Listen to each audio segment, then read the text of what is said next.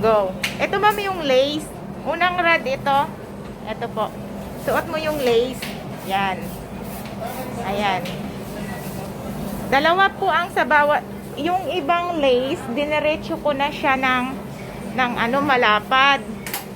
Para isang suksukan mo lang siya. Ayan. First mong ilagay. Ayan ma'am. Maliit lang din kasi maliit lang yung ano eh. Yan.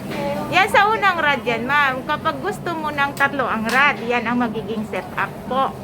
Ilagay mo muna yung yung lace. Ayan ang nauna. Tapos, ito naman, another rad naman po ito. Para naman ito sa pangalawa. Kung tatlo ang rad mo, ma'am, ha?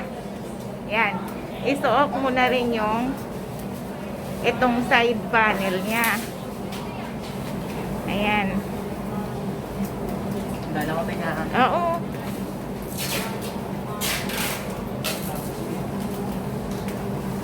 Ayan.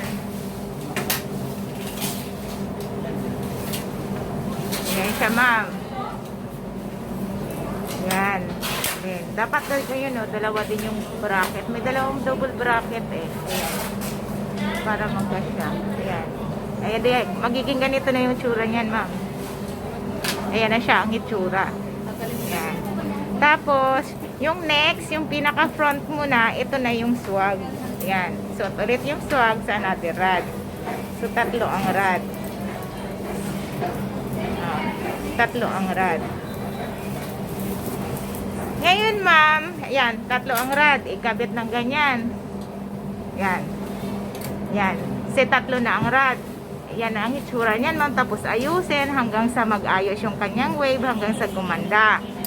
Ngayon, kung dalawa lang po ang rad mo, ma'am, di tanggalin natin to, yung una. Kung dalawa lang ang rad, edi yan na. Kung tatlo ang rad, magiging ganyan ang setup mo. Pwede mo kasing i-close. Pwede mong i-close yung ano, i-close mo yung makapal. Yan. Kung tatlo ang rad kasi, ma'am, ma-close mo yung makapal. Yan. Tapos, kung gusto mo lang naliwanag lang, i-open mo yung makapal, lace ang maiiwan. Yun ang advantage. Yan. Kunwari, ayan. Taliin mo lace yung kabila din. Hawakan mo yung kabila. Ayan. Ayan. Ganyan ang mangyayari. Pag tatlo ang rad. Ngayon, pag dalawa lang, ma'am, ang rad mo, itong lace, at saka ano, tanggalin mo muna yung top. Kapag dalawa naman, kapag dalawa lang ang rad mo, yan. Tanggalin na natin yan, ma'am. Kapag dalawa lang ang rad mo, pwede rin. Ayan. Pagsamahin mo yung makapal dito sa manipis. Ayan. Yeah. Oo. Ayan. Oo.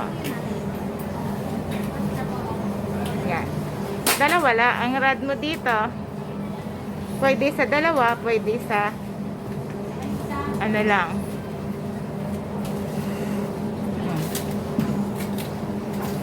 Ayan, ma'am. Done. Siya. Pag dalawa ang rad mo, magkasama yung makapal at saka manipis sa isang rad. Ayan. Tapos, ito yung yan, sa harap. Ganyan. Nan. Ganyan. Tapos, ayusin na siya. Ganyan na magiging itsura po. Madali lang, ma'am, ayusin yung doon na tong wave. Kasi, dulo to dulo, ayan, may pleats. Dito po sa ilalim yan, may pleats din. So, pagka inayos mo, ma'am, dulo to dulo, mag-wave na siya. Ayan, o. Pag sinangpa mo lang kasi na ganito, parang wala namang ganda. Kailangan, yung wave na to, ayusin mo, magiging maayos. Ayan, o. Yung wave, diba, parang gusot-gusot pa siya kasi hindi pa naayos. Pero kailangan, medyo paayos-ayos mo rin, ma'am. Yan. Yan. Kasi naayos talaga yan siya, eh. Yan. Nan. Ayan. Tapos ito.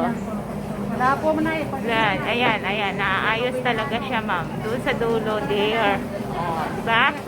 Ganyan. Ito. Basta naayos talaga yan siya, ma'am. Nang katulad talaga sa picture at saka sa video, ma'am. Ha? Thank you, ma'am. Ito na yan.